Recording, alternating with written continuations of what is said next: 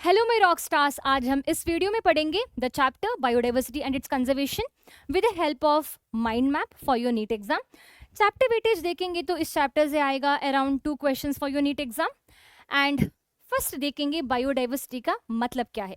Bio मतलब living, diversity मतलब variety या हेटेरोजेनिटी।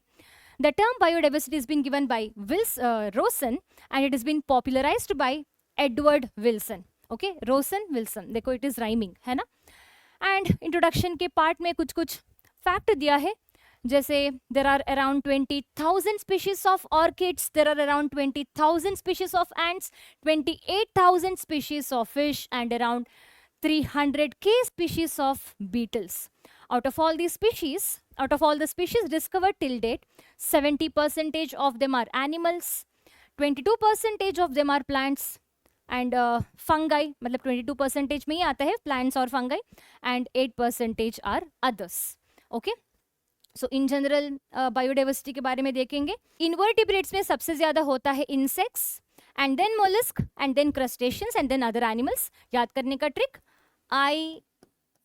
IMC।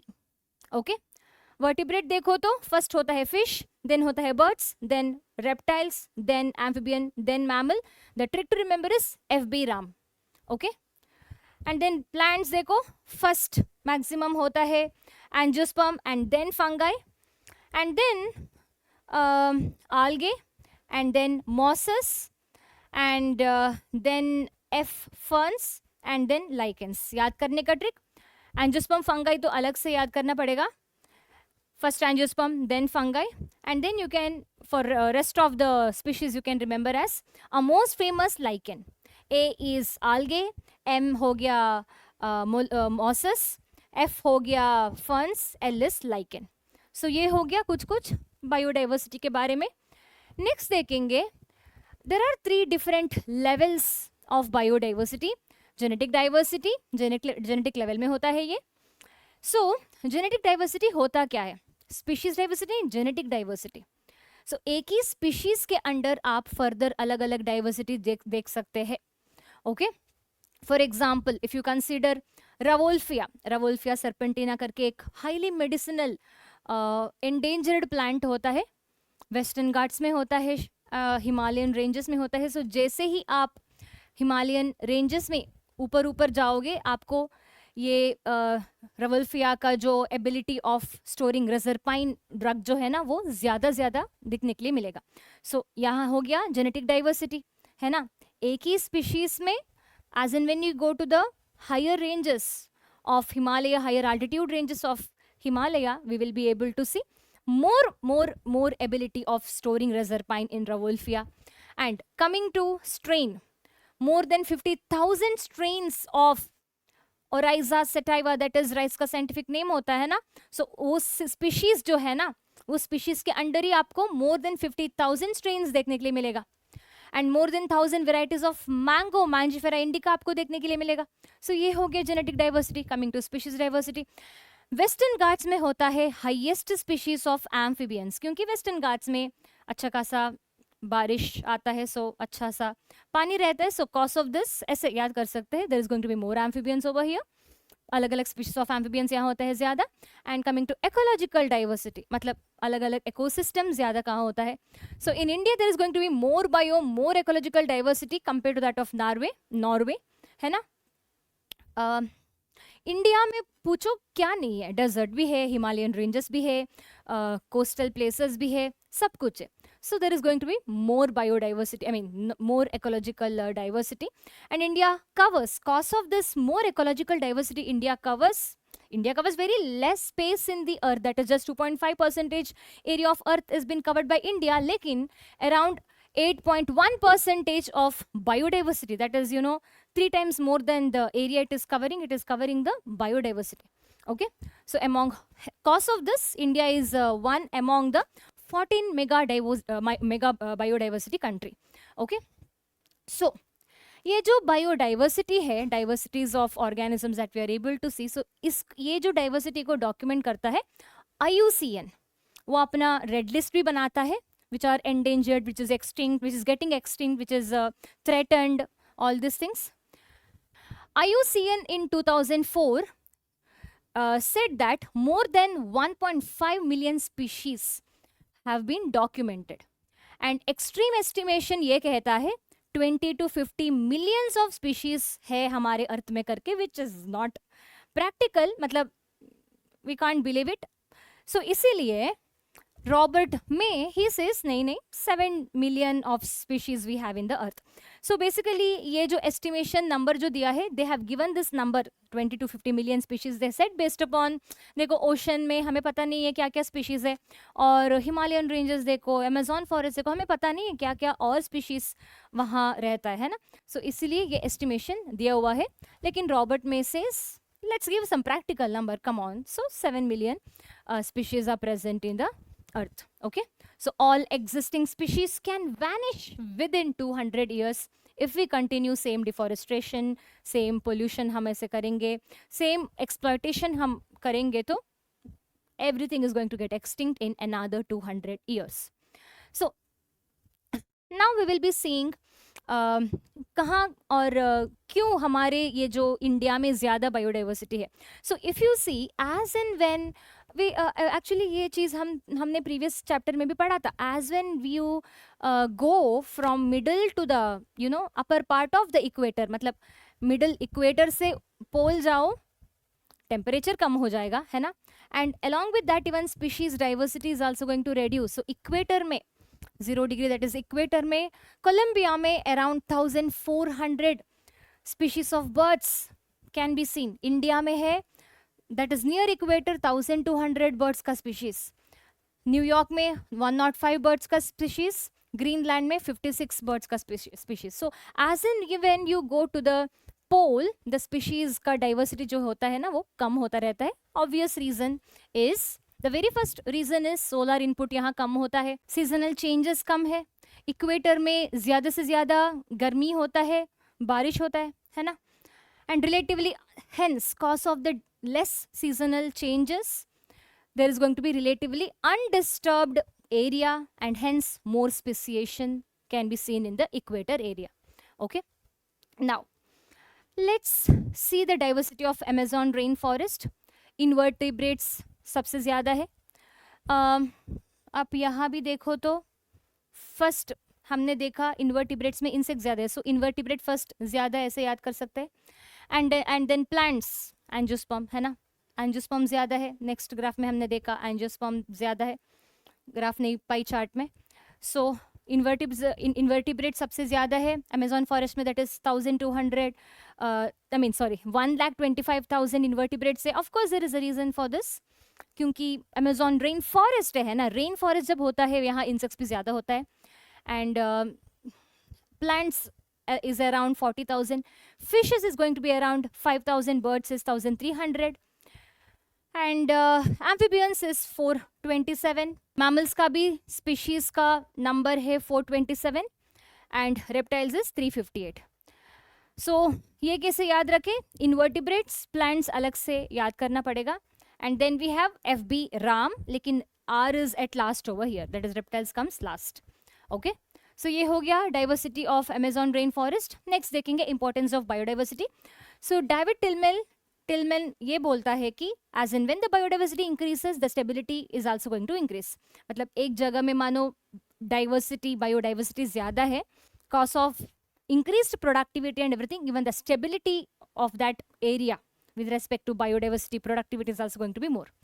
एंड दूसरा जो हाइपोथेसिस जो है, it has been given by Paul Ehrlich, which is called as rivet popper hypothesis.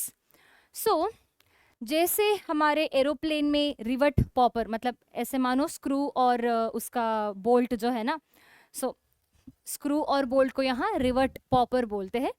सो जैसे एरोप्लेन में स्क्रू बोल्ट होता है ऐसे ही हमारा इकोसिस्टम में, so you can think of ecosystem is our aeroplane.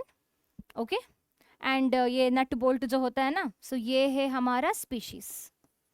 So if you remove the nut bolts from the aeroplane, जैसे if you remove the species from the ecosystem, ecosystem is going to get harmed, stability is going to get disturb, aeroplane खराब हो जाएगा, है ना. And aeroplane का जो wing होता है ना, ऐसे ही हमारा इकोसिस्टम का विंग है की स्पीशीज. कुछ कुछ स्पीशीज है बहुत इंपॉर्टेंट है, वो आप उठाओगे तो, वो आप एक्सटेंड करवाओगे तो पूरा इकोसिस्टम ही खराब होगा. वन ऑफ सच की species can be one Honey बीस. ओके, सो नेक्स्ट देखेंगे हम स्पीशीज एरिया रिलेशनशिप के बारे में, which is been given by von Humboldt. मानो हमारा प्रोफेसर हमें बोलेंगे जाओ फॉरेस्ट में जाओ, स्पीशीज डाइवर्सिटी देखो, मतलब कितना अलग अलग स्पीशीज तुम्हें ये बड़ा वाला फॉरेस्ट में दिखेगा देखो. सो हम जाएंगे एक छोटा सा एरिया में, स्टार्टिंग में हमें दिखेगा वेराइटीज ऑफ स्पीशीज, 4-5 अलग अलग तरह का बर्ड्स सीखने के लिए मिलेगा, animals, insects.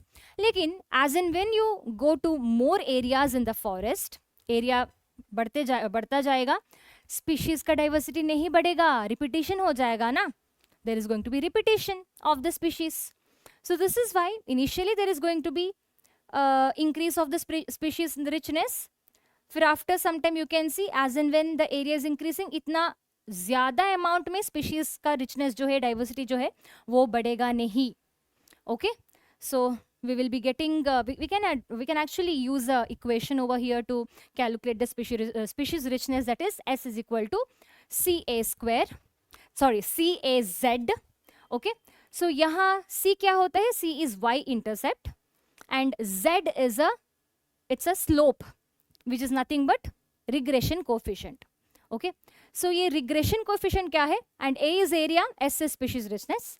So regression coefficient is nothing but it is it is a type of resistance that we will be having in finding more varieties of species.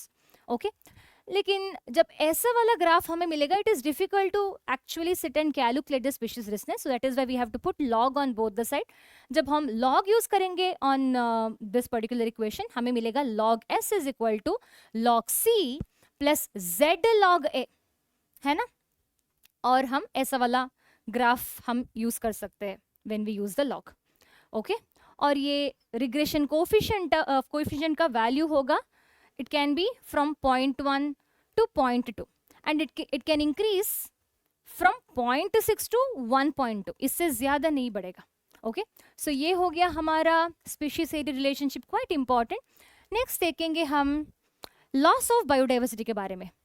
अब जो हम ज़माने में जो रह रहे हैं, this is the 6th mass extinction which is happening, which is 100 to 1000 times faster than the previous episodes, क्योंकि हम आए ना ह्यूमंस खराब करने वाले, है ना. सो बहुत तेजी से, बहुत बैड चीज़ है ये, बहुत तेजी से लॉस ऑफ बायोडाइवर्सिटी हो रही है. So according to IUCN red list of 2004, देखो IUCN में अभी देखो तो बहुत ही स्पीशीज ऑलरेडी एक्सटिंक्शन हुआ होगा. ओके, अपडेट होता रहता है हर दूसरे दिन. Okay, so in last 500 years according to IUCN 784 species got extinct, out of which 87 were plants, 359 were invertebrates, highest invertebrates, 338 were vertebrates, and in last 20 years 27 species were extinct. Okay, and some of the extinct animals are dodo, Mauritius में जो होता था dodo, quagga of Africa. Okay, quagga Africa, A repeat हो रही है बहुत बार, है ना, क्वागा में भी, अफ्रीका में भी. And thylacine of Australia, Steller sea cow, Bali Javan Caspian, ये सारा सब स्पीशीज ऑफ टाइगर है. ओके, ये जो 3 है ना, दिस इज सब species of tiger. And more than 15,000 species are threatened, out of which 31 are amphibian, and 32 are amphibian, 31 is gymnosperm, 12 are birds, 23 are mammals. अब ये कैसे याद रखे, देखो ये नंबर सारा इंटर रिलेटेड है. ओके, सो यहाँ से शुरू कर सकते हैं. 1 2 दैट इज 12% इज बर्ड, 2 से ज़्यादा क्या है, 3 है ना. So next is 2 3 is mammals, and इसको ही उल्टा करो, 3 2 इज एम्फीबियंस, एंड इससे तो ये थोड़ा कम करो, 31% जिम्नोस्पर्म्स. ओके, सो नेक्स्ट देखेंगे causes of biodiversity loss, which is being called as Evil Quartet, because this Evil Quartet theory says that 4 main reasons से हो रही है loss of biodiversity. So the very first reason is habitat loss or fragmentation. So क्या हुआ था, rain forest पहले rain forest का distribution था 14%, लेकिन अभी सिर्फ 6% ही रेन फॉरेस्ट बचा हुआ है। एंड ओवर एक्सप्लॉयटेशन के वजह से स्टेलार सिकाऊ, पैसेंजर पिजन, इसका ओवर एक्सप्लॉयटेशन के वजह से बायोडाइवर्सिटी लॉस हो रही है इसका। Alien species, parthenium lantana eichhornia which is terror of Bengal बोलते हैं। स्टार्टिंग में दिखने में अच्छा था, इसलिए हमने इंट्रोड्यूस किया अलग अलग बायोडाइवर्सिटी में, और इसके वजह से बहुत सारा स्पीशीज का एक्सटिंक्शन हुआ है।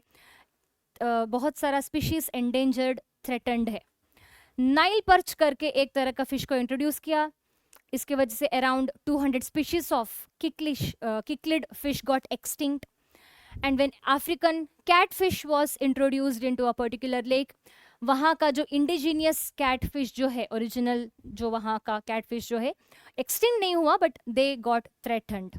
ओके, सो ये हो गया 3 causes of losses which comes under evil quartet. The last one is co-extinction.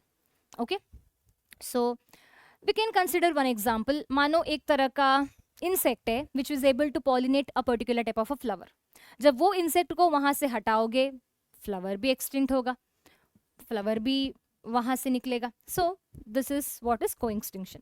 सो ये सारा कंजर्वेशन अभी कैसे कर सकते हैं? नैरोली यूटिलिटेरियन, मतलब डायरेक्टली प्रैक्टिकली लोगों को समझाना। देखो, बायोडाइवर्सिटी लॉस होगा तो तुम्हारा घर कैसे बनेगा, टिम्बर कैसे बनेगा, how we will be able to get the food. So ऐसे प्रैक्टिकली समझाना। दूसरा, ब्रॉडली, देखो हमें हमारा बायोडाइवर्सिटी हमें कंजर्व करना चाहिए, आगे का जनरेशन के लिए चाहिए, कितना अच्छा होता है नेचर हो तो। सो ऐसे समझाना। And last is ethical argument. So this is the different way of conservation of biodiversity. Next, 2 तरह का कंजर्वेशन हम कर सकते हैं, that is in situ and ex situ. Ex situ is by of site, मतलब we are conserving the animals not in their original habitat but outside from their original habitat, जैसे zoological park हो गया, botanical park garden हो गया, wild life safaris हो गया। And also we can conserve some of the seed by in the seed bank, and also we can conserve pollen, seeds, many such things in cryopreservation in extremely lower temperature. And in situ conservation, here we will be conserving the organism in its own site, उनके ही habitat में उनको conserve करना। So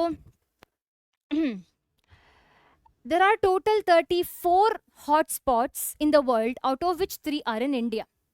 Okay, मतलब इन Situ conservation के बारे में देखेंगे, लेकिन फर्स्ट हॉटस्पॉट के बारे में देखेंगे। What is the meaning of hotspot? अभी हॉटस्पॉट एज अ नेम से, यहाँ आप वहाँ का जो एक्सक्लूसिव सिर्फ वहीं रहने वाला कुछ कुछ ऑर्गेनिजम्स को आप वहाँ देखोगे, कुछ कुछ एंडेमिक ऑर्गेनिजम्स को वहाँ आप देखोगे। एंड हॉटस्पॉट्स को कंजर्व करना बहुत ज़रूरी है, क्योंकि varieties of biodiversity we will be able to see in the hotspot which is endemic for that particular place only. Okay, so 34 hotspots में 3 हमारे इंडिया में ही है। वेस्टर्न घाट्स, श्रीलंका एक हो गया, इंडो बर्मा दूसरा हो गया, एंड हिमालय। ओके, एंड हमारे इंडिया में 14 बायोस्फीयर रिजर्वॉयर है, बायोस्फीयर रिजर्व बोलते हैं, रिजर्वॉयर नहीं, बायोस्फीयर रिजर्व है। 90 नेशनल पार्क्स है, 448 wild life sanctuaries, sacred grooves है। सेक्रेड ग्रूव्स नाम में ही है, कुछ रिलीजियस पर्पस से रखा हुआ है, but it is rich with biodiversity. So Khasi and Jaintia hills of Meghalaya, Aravalli of Rajasthan में ऐसा वाला है, वेस्टर्न घाट्स में भी है, नागबना ऐसे बोलते हैं, and Sarguja, Chanda, Bastar of MP. So यहाँ आपको सेक्रेड ग्रूव्स देखने के लिए मिलेगा। ओके, इसके अलावा कुछ फैक्ट देखो, अर्थ समिट हुआ था अकॉर्डिंग टू पुराना एनसीईआरटी 1992 में। इसके बाद रिसेंटली 2012 में हुआ था, जो मैं इंटरनेट में देखा है, which happened in Rio they Janeiro. Earth summit जो हुआ है ऐसे याद रखना ज़रूरी है बस, मतलब रियो दे जनेरो में हुआ था अर्थ समिट।